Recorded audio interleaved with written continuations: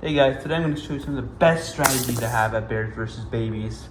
The game seems pretty hard, but it's actually quite easy. You have a playing mat, and on the playing mat, you have a discard pile, which you'll eventually use for discard cards. You have 3 baby army piles, and you have 3 card piles. All players will get 1 bear head card. A bear head card is indicated by the number 3 and a rainbow. The rainbow means that the bear head will fight any baby army, which makes it the best head to have and the worst head. There are 3 types of baby cards. There's sea babies, there's land babies, and there's sky babies. You know which kind of baby card they are because of their background, which will be a green, blue, or red color. Green colors are land babies, blue colors are sea babies, red colors are sky babies. There's also a number that indicates how many points the baby is worth. Throughout your time playing, the piles of baby cards will eventually accumulate to have more babies and more powerful babies. The baby card's power is, yet again, represented by the number on their card. For example, this baby has 1 power. If it's your turn and you have taken no actions yet, you can provoke a baby army. There's a few different ways fights against babies can end. For example, this baby army has 4 power, but we only have 2 power, so the babies will win. So we'll have to discard any monster that fought against the babies from our side or our opponent's side, because the opponent attacks the babies too. Or you could have already leveled up your monster a bit to have 4 power, but the babies also have 4 power. Well, if there's a tie between a baby and a player, then the player will automatically take the win. So all these babies are yours, Beaver, who is being piloted by a robot squirrel. But don't forget your opponent now. Looks like my opponent has a panda bear pregnant with dolphin babies who sucks at dancing with a party hat. That means that this player has 12 power belonging to this monster, but we only have 7 power, which means that the babies will go to the other player.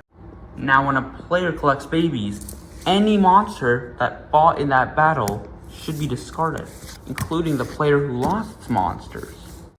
They all go to the discard pile. Now in terms of monsters, you want to be a jack of all trades. You don't just want one type of monster. You want all types of monsters so that you're ready to fight any baby army that may come your way.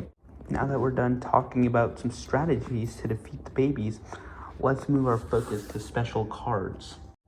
Now let's start with Lullaby. What Lullaby does is Lullaby reduces any army of babies by half. There are actually a few good ways to play the Lullaby card. Let's see if any of these apply to you. First off, maybe you want to provoke a baby army, but your army is too weak against the baby army. Now my pterodactyl only has 3 power, but the babies, they have 5 power. So what you can do is you can say off with the baby army's head.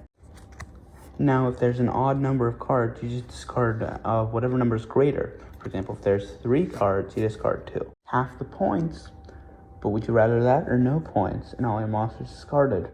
There's another way this legendary card can be used. Maybe your opponent is thinking about provoking a baby army, but you're not just quite ready. So that's yet again when this card comes in handy, because then you can remove half of the babies from the deck. Sweet. The next special cards I want to talk to you guys about are power tools. Now throughout your game, you might have noticed these little symbols on your monsters. Well, that's where the power tools go. You can insert the power tools to minus 1 power from your monster, but give you 1 action per turn. These cards are essential in a strategy I call stun locking. Now you see, you can put power tools, all your power tools in 1 turn. And what you can do is you can increase your amount of action so much that the other person will barely get any turns, because you will just have 9 actions if you have all the power tools. You might not, but you'll still have a lot of actions. So you're just gonna push the other person back, and you'll basically be dominant with all your actions. Perfect time to talk about the next special card, a dismembering card. What dismembering cards do is you can dismember any edge card off of a monster. And if any power tools were applied, that includes the power tool. That means they all go to the discard pile. What a dismembering card can actually do is you can dismember a mask off of a monster. This can come in handy because you can see what the monster really is. Now we see here that this is a drop bear, which means that this bear, we now know who it is. It's a drop bear, it's a rainbow bear, so now you can provoke the baby armies, whatever baby armies belong to that monster. If the mask was on, for example, the manatee shrimp, then we know that we should provoke the sky army so that we can get rid of this monster. If it becomes too overpowered, of course, you don't want to give your enemy too many points. But let's bring that mask card back, because this is the next special card I want to talk to you guys about. The mask card. You can mask any of your monsters so that your opponent cannot see what that monster is. Now they can use a dismembering card to get rid of the mask to see who the monster really is. Now that you see the monster really is, this brings me to another strategy I have. It's called the Russian roulette strategy. Basically, you can provoke a baby army if you see that a designated monster is getting a bit too strong. This monster is not getting too strong, so let's remove those power tools real quick. You can't do that in an actual game. And we'll see that this monster is getting pretty strong, you know? So what we're gonna do is we're gonna provoke a baby army. 30 points versus the 4 points this monster has. Now, you are giving your enemy free points, which is why I call this Russian roulette, but you're essentially also getting rid of any monsters that they use during the battle, including this monster. Now, since their monsters are gone, they have a lower hand against you. But if they gained a lot of points from the battle, for example, they gained 3, then they might have an upper hand in that scenario. So I call it Russian roulette. It's a very risky strategy, and I do not recommend it. But if you have a severe lower hand, that's really your only option. The next oddball I'm going to talk to you guys about is the swap card. Now, if your opponent sees a head that they might want for their monster, they can go swap, and you have to give them your monster's head, but they have to give you theirs. So what that has essentially done is that has given them more sky strength, but that has given us more lane strength.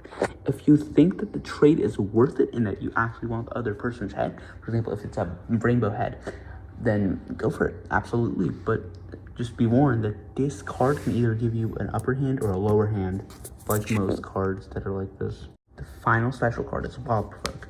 If you pull this card, you need to immediately play it and then provoke a baby army. For example, let's provoke the side baby army since it's the only baby army left. Oh, Fire Jet Baby has 2 power. This person has 2 power, so it given their swap, so they get the card. Now, this could either be a good thing or a bad thing. Mostly it will be a bad thing, because you want to strategize and prepare your provokes, which I don't recommend you provoke the babies, but if you want to provoke the babies, then that's your choice. But this could save your points, so keep that card handy and keep it smart. The game eventually comes down to whoever won the most points. It depends how strong, how strategic you played, how powerful you were throughout the game. If you followed some of my tips, please make sure to comment and tell me how much you won by, because I've watched some pretty crazy scores in my time playing Bears vs. Babies. But anyways, I hope that my tips will help you, and I hope that you learn something about this game from my tips, and I thank you for watching, and see you next video.